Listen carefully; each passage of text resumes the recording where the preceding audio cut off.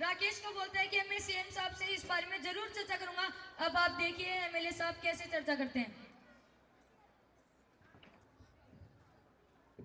नमस्ते सीएम साहब। अरे राजेंद्र प्रसाद, बैठिए बैठिए बैठिए। बताइए कैसा रहा आपका?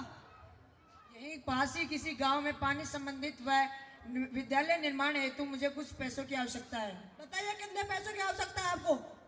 यही कुछ 4 करोड़ के आसपास। साहब अपना कमीशन।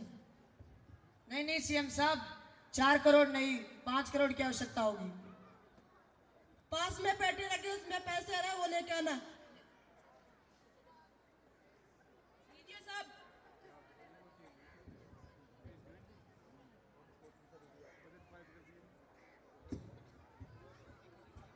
धन्यवाद सीएम साहब। धन्यवाद।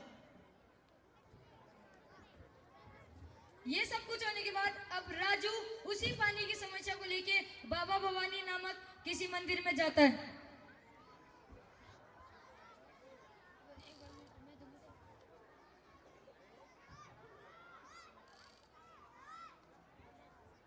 बाबा भवानी प्रसाद की जय। बाबा भवानी प्रसाद की जय। कहो बालक, कैसे आना हुआ? बाबा, मैं आपके पास हमारे गांव की एक बहुत बड़ी समस्या को लेकर आया हूँ। कहो, क्या समस्या है? बाबा, हमारे गांव में पानी संबंधी एक बहुत बड़ी समस्या है। भगवान तुम्हारी हर समस्या का समाधान जरूर करेंगे।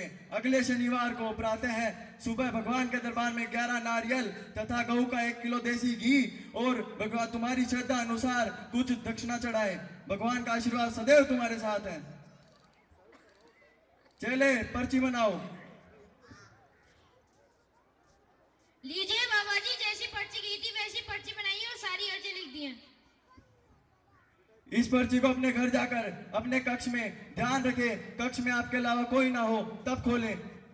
दीजिए बाबा जी, आपने जैसा कहा है मैं वैसा ही करूंगा।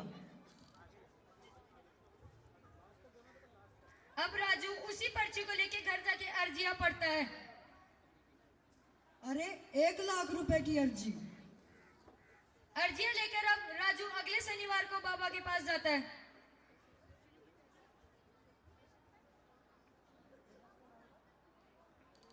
बाबा भवानी प्रसाद की जय। बाबा भवानी प्रसाद की जय। कहो बालक, कैसे आना हुआ? अरे बाबा जी, मैं राजू, आपने अर्जी के लिए कहा था, मैं वही लाया हूँ। ओहो, आओ राजू आओ। चले इनसे सारी अर्जियां ले लो। ये दीजिए। चले इनको अंदर रखो। भगवान का आशीर्वाद सदैव तुम्हारे साथ है।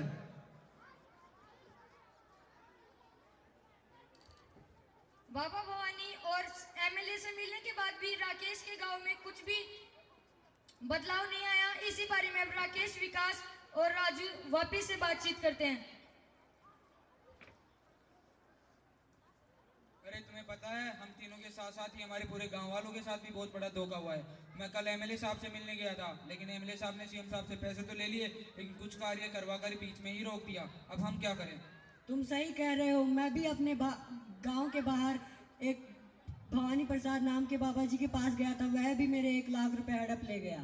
अब हम कोर्ट के सिवा हम कोर्ट में जाने के सिवा कुछ भी नहीं कर सकते। तुम सही कह रहे हो, हमें कोर्ट ही जाना पड़ेगा, अदालत से बड़ा कोई नहीं।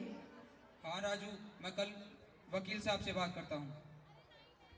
इनकी बातचीत के बाद अब राकेश डिसाइड करता है कि अब वो वकील से जाके बात करेगा।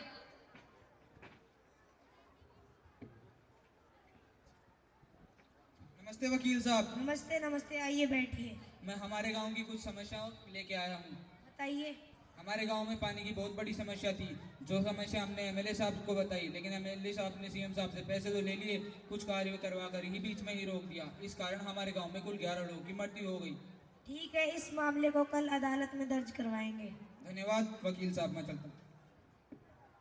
अब राकेश वकील के साथ कोर्ट के अंदर जाता है।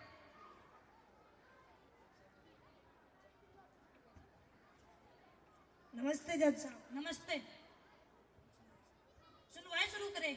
जज साहब, मेरे क्लाइंट इंदौर के किसी गांव से हैं। इनके गांव में पानी संबंधित कुछ समस्या थी, तो इनके गांव वालों ने एमएलए साहब से बताया, तो एमएलए साहब ने सीएम साहब से पैसे तो ले लिए, लेकिन थोड़ा काम करवा के बीच में ही रुकवा दिया।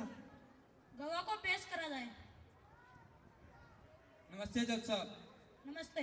जैसा कि हमारे वकील साहब ने बताया, हमारे गांव में पानी की बहुत बड़ी समस्या थी, जिस कारण हमारे गांव में कुल 11 लोगों की मृत्यु हो गई। अब आप ही हैं जो हमारी मदद कर सकते हैं। दिनांक दिनांक 30 को इस मामले की आखिरी सुनवाई होगी। धन्यवाद जज साहब। धन्यवाद।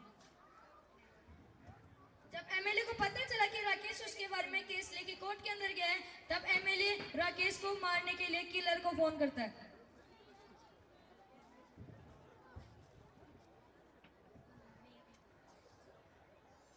अरे आशीष, उस डेविड को फोन लगाओ, मुझे उससे कुछ काम है।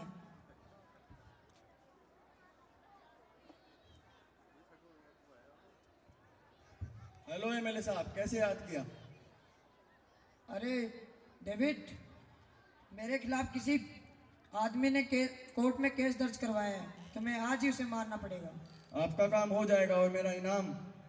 अपने गेस्ट हाउस पर आके ले जाना।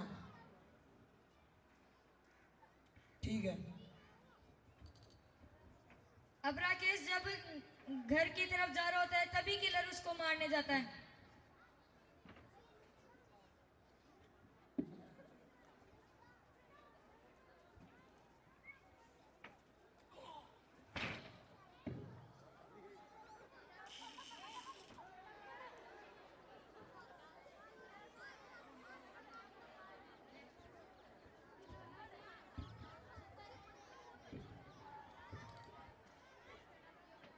अरे हाँ डेविड, आपका काम हो गया है। ठीक है, अपने गेस्ट हाउस पर आकर अपना इनाम ले जाना। ठीक है। राकेश को मारने के बाद अब किलर एमएलए के गेस्ट हाउस पर जाके पैसे लेता है।